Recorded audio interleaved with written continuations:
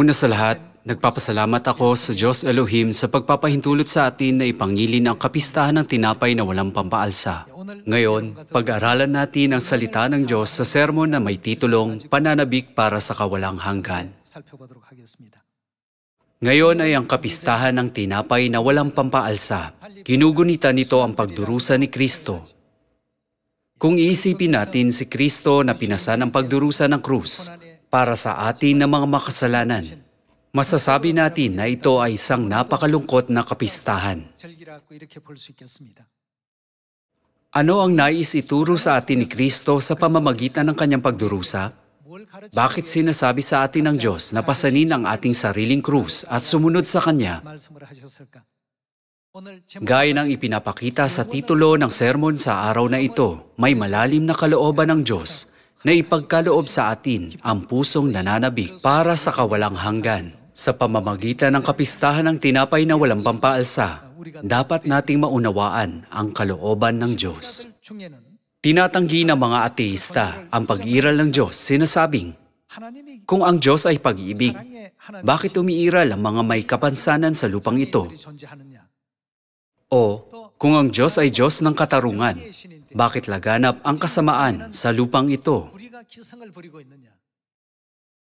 O, kung ang Diyos ay makapangyarihan, bakit may napakaraming sakuna sa lupang ito? Nagtatanong sila ng ganito. Tunay ngang nagaganap ang iba't ibang mga kasawian at mga di makatarungang kaganapan sa lupang ito.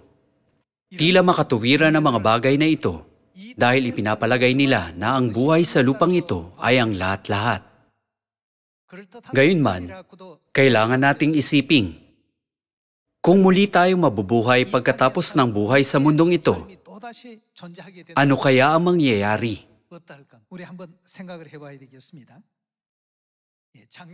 Kung ang pagdurusa dahil sa kapansanan ay humahantong sa pag-asa para sa walang hanggang mundo, hindi ito magiging isang masamang bagay.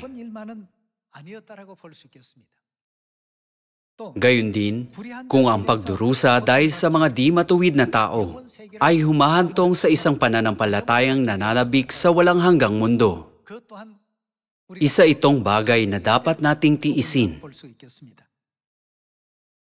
May pagkakaiba sa pagitan ng mga nabubuhay para sa mga lumilipas na sandali sa lupang ito at na mga nananabik sa kabilang buhay. Kung ang lahat ng bagay sa mundo ay naaayon sa kagustuhan ng isang tao at nagtatagumpay ng hindi nahihirapan, ang taong ito ay hindi magagawang isipin ang tungkol sa walang hanggang mundo. Kung gayon, gaano siya magiging kaawa-awa?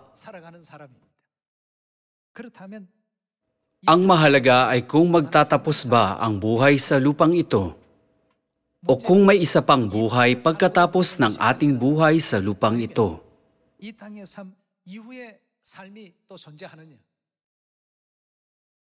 Kung may kabilang buhay, ang lahat ng paghihirap, kalungkutan, at pagdurusa na kinakaharap natin ngayon ay magsisilbing isang tagapagpasigla. Sa talinghaga ng taong mayaman at ni Lazaro, pagkamatay ng taong mayaman, napunta siya sa mundo na binanggit ng Diyos noong siya ay nasa lupang ito. Habang nabubuhay sa lupang ito ang taong mayaman, hindi niya nadama ang pangangailangan na magkaroon ng pag-asa para sa walang hanggang mundo. Kaya hindi niya kailanman pinanabikan ang kaharian ng langit, ang buhay na walang hanggan, o ang kaligtasan. Naging mabuti ang lahat para sa kanya at natupad ang lahat ng kanyang plano. Gayunman, tunay bang masaya ang ganitong tao? Pag iniisip natin ang walang hanggang mundo, ang taong ito ang pinakakaawa-awa sa lahat. Mga 2,000 taong nakalilipas, gaano karaming pag-uusig ang tiniis ng mga banal ng sinaunang simbahan dahil lang sa kanilang paniniwala kay Jesus. Kahit na wala silang pag-aari sa lupang ito at walang sino mang tumayo sa panig nila, mapayapa sila. Nag-uumapaw sila sa kagalakan kahit na nasa gitna ng pagdurusa. Sa pelikulang Quo Vadis, nang ang lahat ng Kristiyano ay tinapon sa ampitheatro ng Roma at naging pagkain ng mga leon, walang kahit isa sa kanila ang nagdusa o nalungkot. Pumasok silang lahat sa kabilang mundo ng may kapayapaan at kaligayahan. Ito ay dahil mayroon silang walang hanggang mundo na naghihintay sa kanila. Pareho ito sa atin. Ang mga madalas na nagbubulong-bulungan o nagrereklamo sa lupang ito ay nagkukulang ng pananabik para sa kawalang hanggan. 3,500 taong nakalilipas sa panahon ni Moises. Bakit labis na nagbulong-bulungan ang mga Israelita sa disyerto? Ito ay dahil nagkulang sila sa pananabik para sa kawalang hanggan. Kung sila ay nasa isang magandang bahay at hindi nagugutom, kontento na sila rito. Nagnanais lang ng isang buhay na malaya mula sa anumang paghihirap sa lupang ito. Gayunman, ang Diyos ay nagbibigay ng mga pagkukulang at mga hadlang sa maraming tao sa lupang ito, at minsan ay nagpapahintulot ng mga bagay na hindi natin gusto. Sa pamamagitan ng mga bagay na ito, binibigyan tayo ng Diyos ng pagkakataon na manabik para sa kawalang hanggan. Pagkatapos ng buhay sa lupang ito, wala na magkakaroon ng kapansanan sa langit. Hindi tayo magkukulang ng anuman sa kaharian ng langit. Hindi ba ito ang dahilan kung bakit tayo may pag-asa? Mauunawaan ng mga may pag-asa kung bakit ipinagkaloob sa atin ng Diyos ang mga ganitong pagdurusa. Ang mga banal ng sinaunang simbahan ay naging mga taong kandila o pagkain ng mga leon sa mga ampitheatro. Sa pisikal na pananaw, dumanas sila na matinding kirot.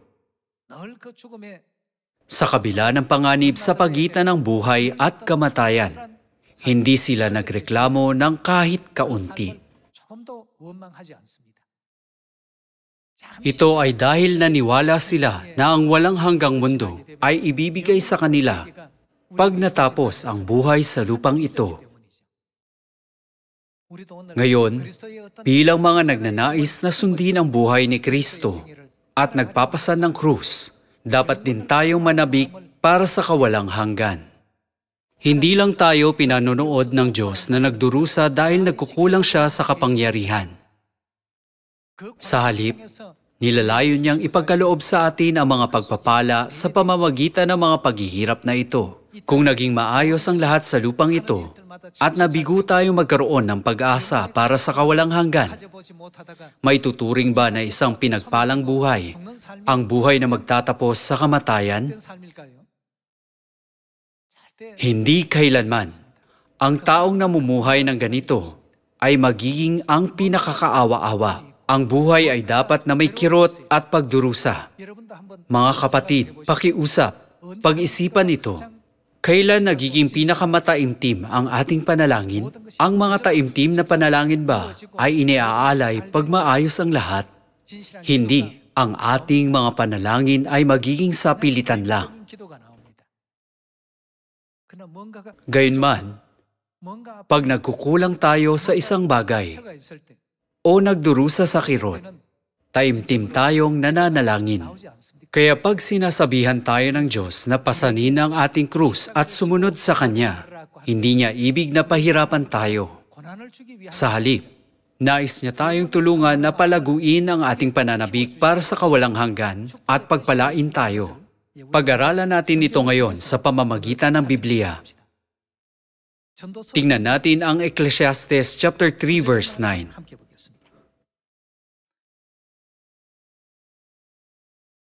Anong pakinabang ang natatamo na manggagawa sa kanyang pinagpapaguran?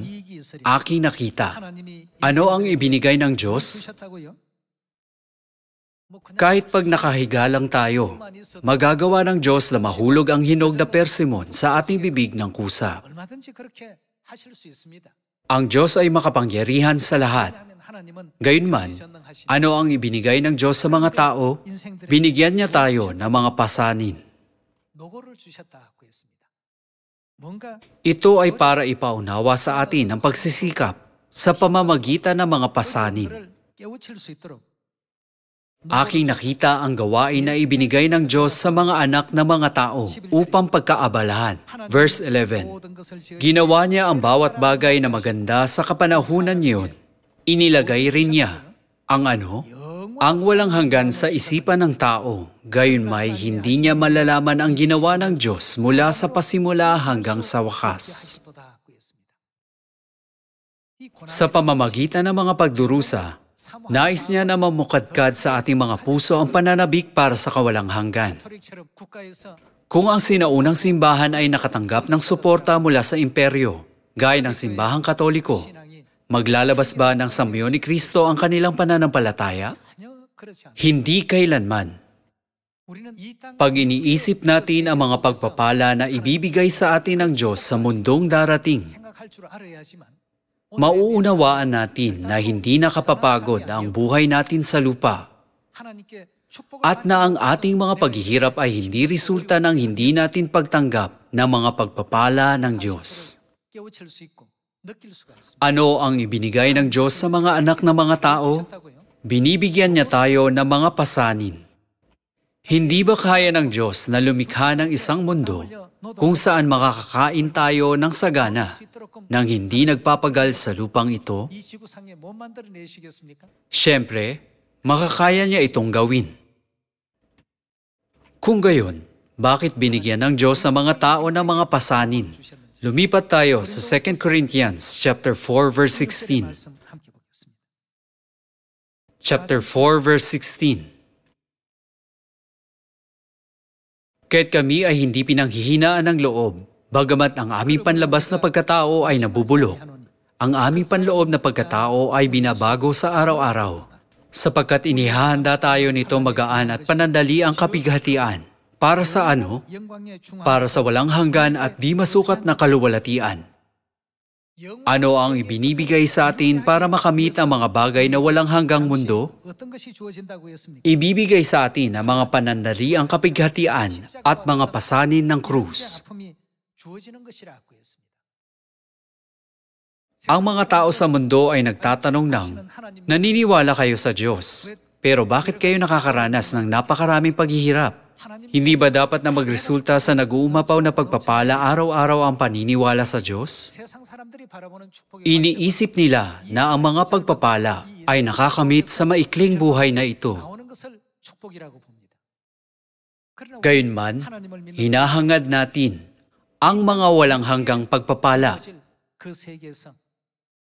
na matatanggap natin mula sa Diyos sa mundong darating pagkatapos ng lupang ito.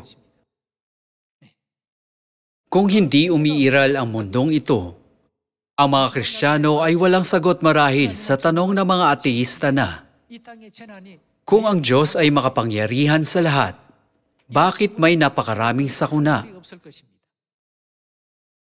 Gayunman, may buhay pagkatapos ng buhay dito. Sa pamamagitan ng ating pansamantalang paghihirap at pagdurusa sa lupang ito, nilagay ng Diyos ang kawalang hanggan sa ating puso at pananampalataya. Ito ay dahil ang mga bagay ng mundong iyon ay walang hanggan. Samantalang ang mga bagay ng lupang ito ay pansamantala lang. Hindi nais ng Diyos na bigyan tayo ng mga pansamantalang kasiyahan, kundi ng mga walang hanggang bagay. Kaya ano ang dapat nating gawin kung nais nating sundin ng Diyos? Sinasabi sa atin ng Diyos na pasanin ang ating krus at sumunod sa Kanya. Dapat tayo maging handa para sa mga pagdurusa. Sinasabi niya sa atin na pasanin ang krus ng pagdurusa sa lupang ito. Hindi ba nito ibig sabihin na matatanggap natin ang makalangit na gantimpala sa walang hanggang mundo? Sa ibang salita, ang Kristyanismo ay naniniwala sa mga pagpapala sa mundo na darating pagkatapos ng katapusan ng lupang ito. Dahil hindi ito alam ng mga tao, patuloy silang nananalangin sa Diyos para sa mga makalupang bagay, gaya ng pakiusap, Tulungan akong kumita ng mas malaki at tulungan ang mga anak ko na makapasok sa magagandang eskwelahan. 땅의 것만 바랍니다. Pero binibigyan tayo ng Diyos ng mga pasanin. 십자가를 주시고 믿음을 Ninais ba ng Diyos na usigin at itakwil ng lipunan ang mga banal ng sinaunang simbahan 배격당하는 na humawak na matatag sa kanilang pananampalataya? 그런 것을 하나님께서 원하시고 Hindi ba ito ay dahil ninais niya silang magkaroon ng mas malaking pag-asa 천국에 대한 para sa walang hanggang kaharian ng langit? 그리스도께서 Napagtagumpayan ni Kristo ang kanyang mga kasalukuyang pagdurusa 즐거움을 dahil inasam niya ang kagalakan na nasa harap niya. Gayon din ang dapat nating gawin. Dapat nating mapagtagumpayan ang lahat ng paghihirap na kinakaharap natin ngayon at magmarcha patungo sa kaharian ng langit. Iniisip ang kaluwalhatian. Ang mga nag-aasam para sa kawalang hanggan ay hindi nagrereklamo. Gayunman, laging nagbubulong-bulungan ang mga hindi nananabik para sa kawalang hanggan, kundi nakatuon lang sa mga pagpapala sa lupa. Lumipat tayo sa 1 Corinthians chapter 10.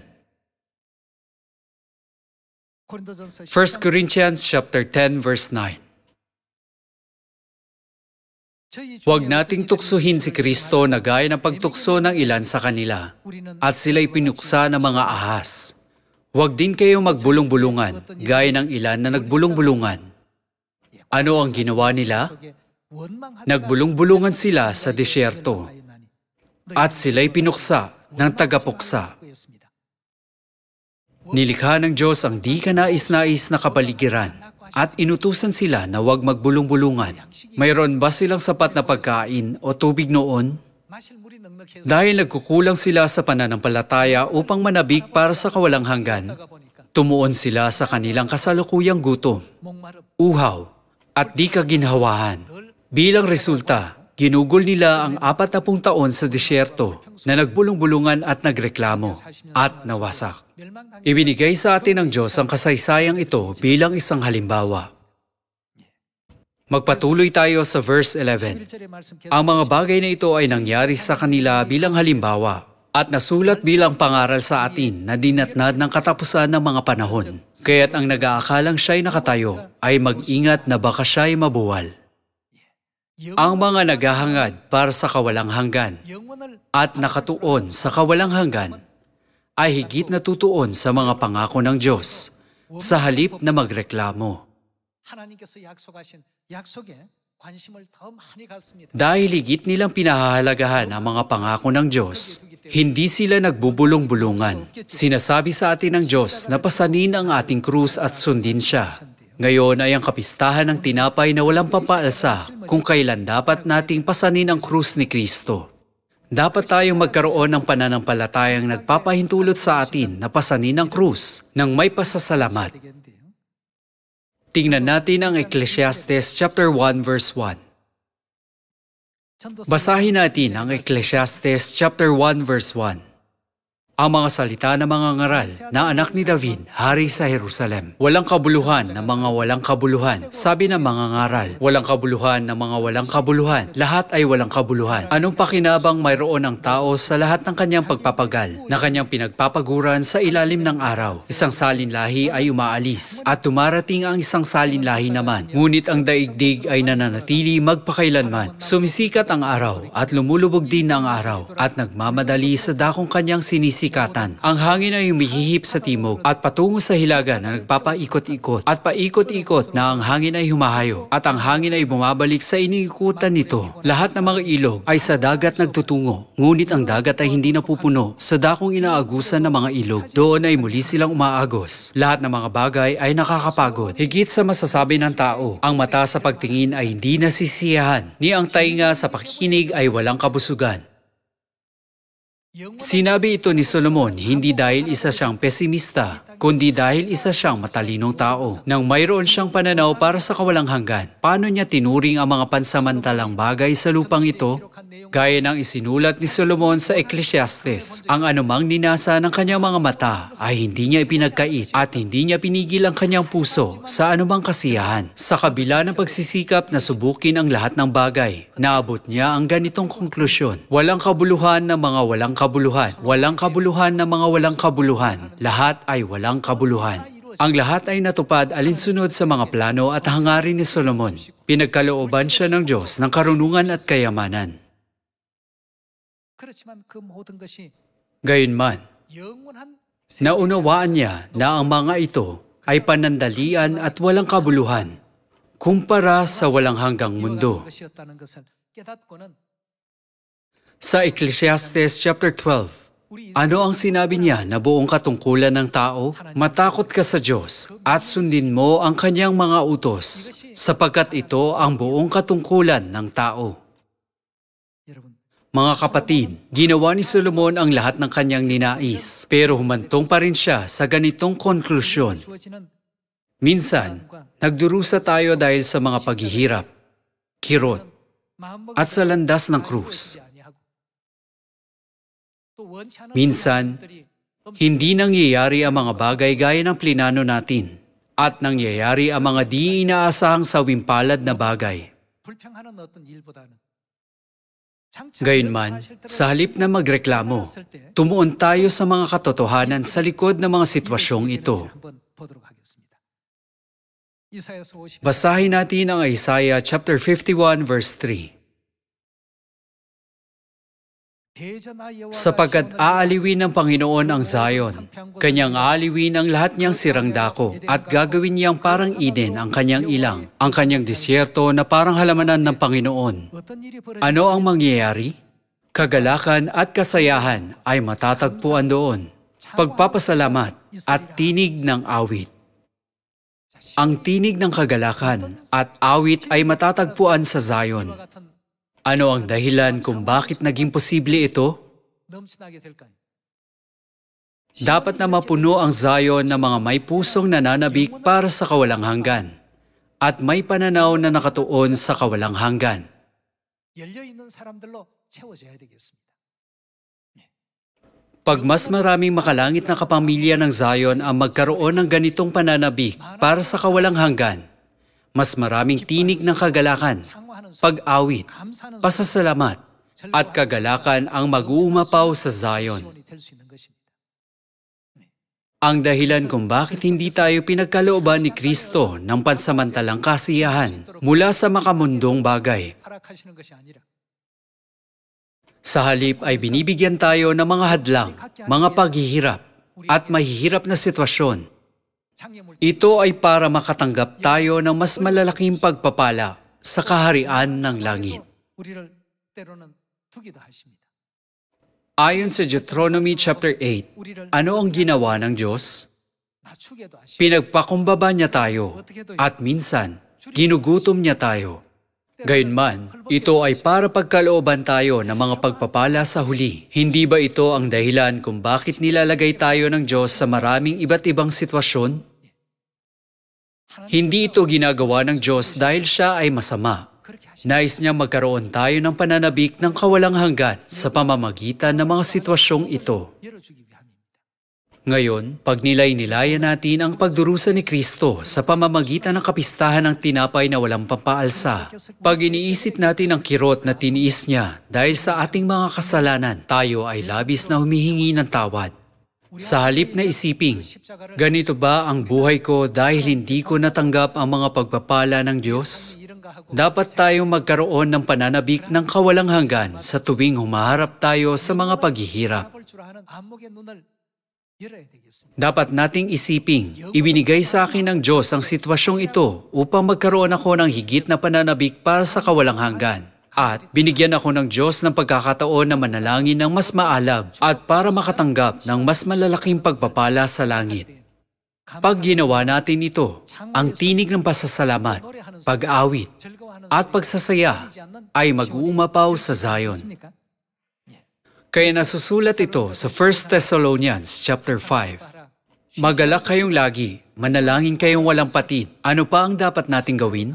Sa lahat ng bagay ay magpasalamat kayo. 내용입니까? Sino ang makakapagpasalamat? Tanging ang mga may pananabik para sa kawalang hanggan ang makakagawa nito. Ang ibig sabihin ng sa lahat ng bagay ay sa anumang sitwasyon. Maaaring sabihin ng sino man na salamat sa Diyos pag may bagay na dapat na ipagpasalamat.